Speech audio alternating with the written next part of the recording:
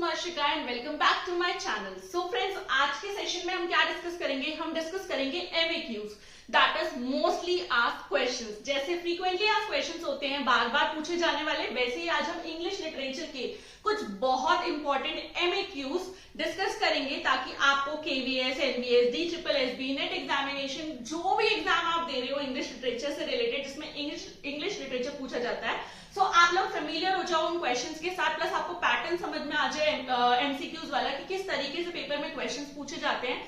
सो मैं ऐसे ही कुछ बहुत सारे सेशंस लूंगी, आपको थियोरेटिकल तो समझाऊंगी, साथ में प्रैक्टिस सेशंस में हम ऐसे ही क्वेश्चंस डिस्कस करेंगे ताकि आपके लिए आपका एग्जाम क्रैक करना हो जाए बहुत ज्यादा इजी. तो हम आज के सेशन में कुछ 10-12 क्वेश्चन डिस्कस करेंगे. तो जल्दी से शुरू करते हैं अपना आज का session MAQs, mostly asked questions English literature से. पहला क्वेश्चन देखो फ्रेंड्स, यहाँ पे है Robert Greene was born in. हम सब ने रॉबर्ट ग्रीन का नाम सुना है, बहुत ही फेमस फिगर हैं इंग्लिश लिटरेचर के. ठीक है, सो अभी क्वेश्चन में क्या पूछा गया है कि Robert Greene was born on. कब भाई, कब पैदा हुए वो? बॉर्न ऑन होगा, यहाँ मैंने गलती से इन लिखा हुआ है.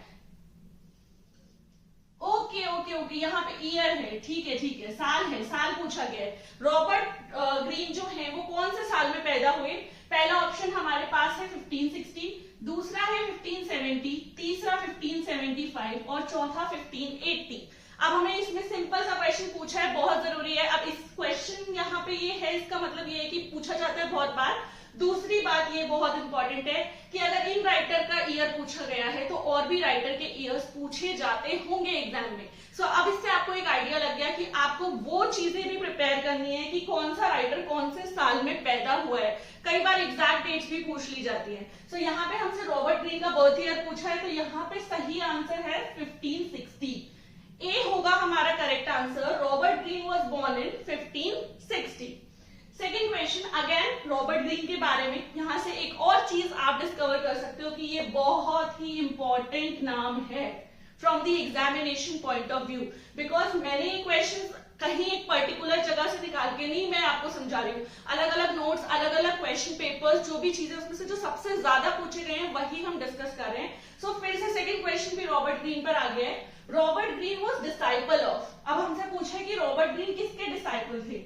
डनस्टन के थे, बी लिली के थे, सी किड के थे या फिर डी सिडनी के थे. चारों ही नाम बहुत इंपॉर्टेंट है, इनके बारे में भी डिटेल में हम पढ़ेंगे. फिलहाल हम इसे सॉल्व करते हैं कि Robert Greene was disciple of lily. Lily के डिसाइपल थे वो. आप चाहो तो साथ साथ में नोट्स बनाते रहो, आगे आपके लिए इंपॉर्टेंट साबित होगा ये, बिकॉज एग्जाम में ये क्वेश्चन फ्रीक्वेंटली पूछे जाते हैं.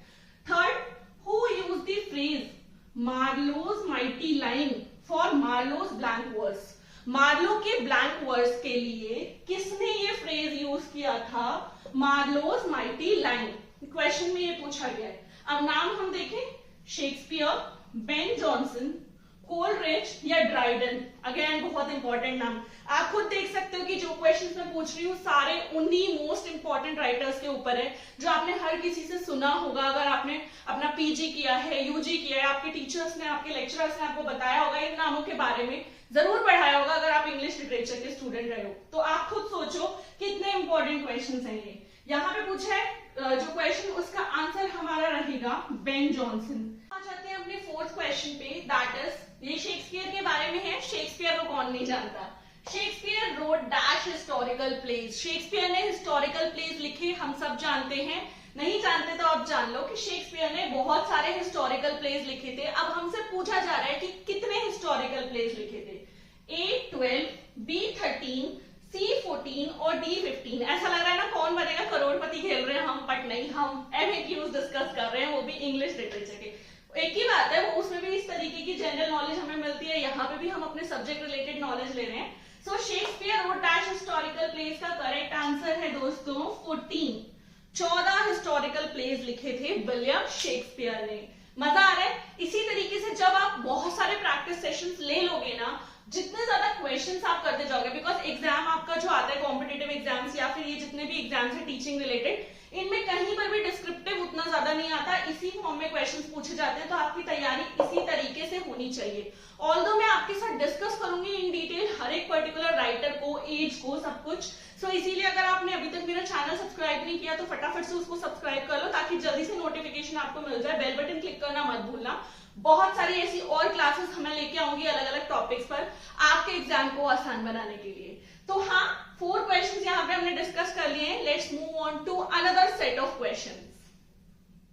हमारा 5th क्वेश्चन है, two cantos of mutability is the title of the last book of.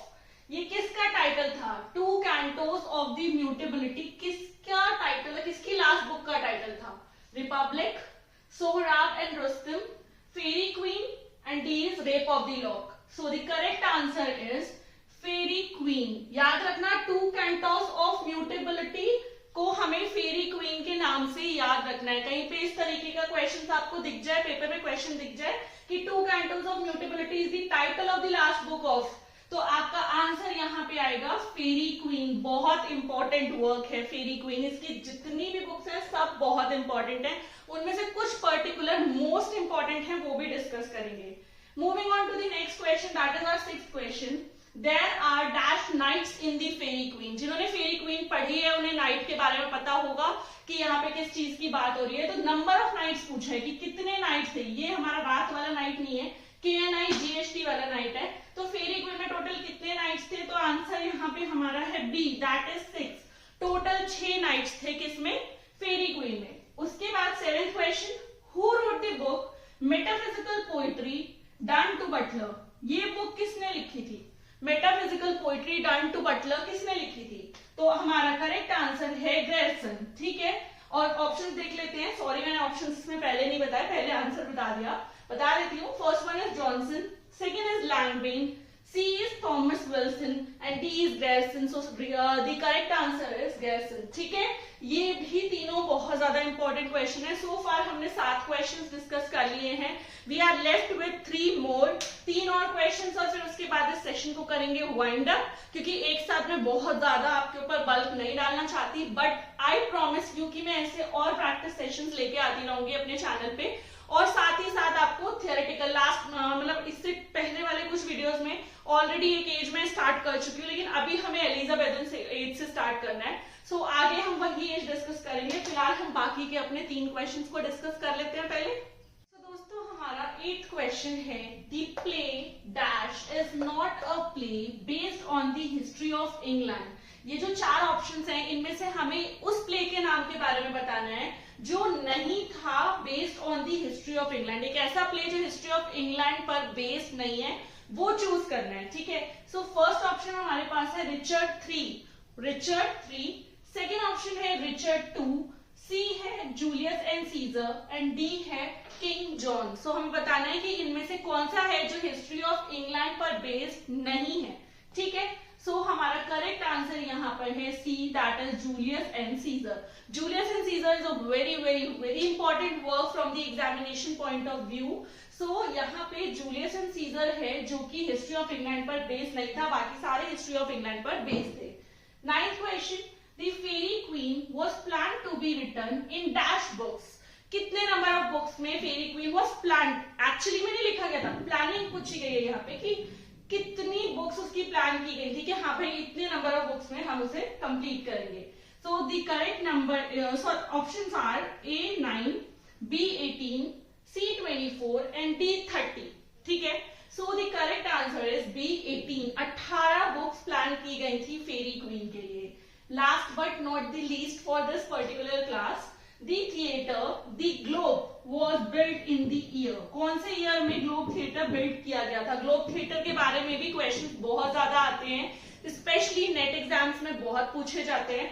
So the theatre the globe was build in the year A 1592, B 1594, C 1598 and last D 1599। तो जल्दी से देखते हैं कि कौन से ईयर में बिल्ड किया गया था। सो ग्लोब थिएटर बनाया गया था 1598 में। आई होप ये सेशन आपके लिए हेल्पफुल रहा होगा। अभी फिलहाल में 10 क्वेश्चंस हम कंप्लीट कर चुके हैं। सो इस सेशन को मैं यहीं पर वाइंड अप करूंगी। कोशिश करेंगे कि टेलीग्राम पर एक ग्रुप बनाए जिसके अंदर ये सारे नोट्स में शेयर कर दूं, तो आपके पास वो एज अ हेल्प रहेगा कि आप आगे उनको रीड करके अपने एग्जाम की तैयारी कर सकते हो। अगर आपके लिए सेशन इन्फॉर्मेटिव रहा है तो चैनल जरूर से सब्सक्राइब कर देना, लाइक कर देना, वीडियो शेयर करना। कमेंट सेक्शन है, आप उसमें बता सकते हो कि आप किस टॉपिक पर वीडियो देखना चाहते हो। डेफिनेटली मैं उस टॉपिक पर आपके लिए वीडियो लेकर आऊंगी। हम कोशिश करेंगे सारा ही लिटरेचर बहुत ही फन लविंग वे में और एक लाइक इजी टू गो वे में कवर करने का, बिकॉज बहुत सारे लोगों को लिटरेचर मोनोटोनस बोरिंग लगने लगता है एक टाइम पीरियड के बाद, बिकॉज काफी कुछ इसमें पढ़ने के लिए होता है। बट हम बहुत ही इजी वे में इसको कवर करने की कोशिश करेंगे ताकि आपका एग्जाम आपको स्ट्रेस ना दे। बने रहना आप चैनल पर, बहुत ही अच्छे से तैयारी आप अपने एग्जाम की करो, डेली रिवीजन करो। मैं मिलती हूँ बहुत जल्द एक न्यू सेशंस आपके लिए लेके, तब तक के लिए goodbye, take care, thank you so much for watching.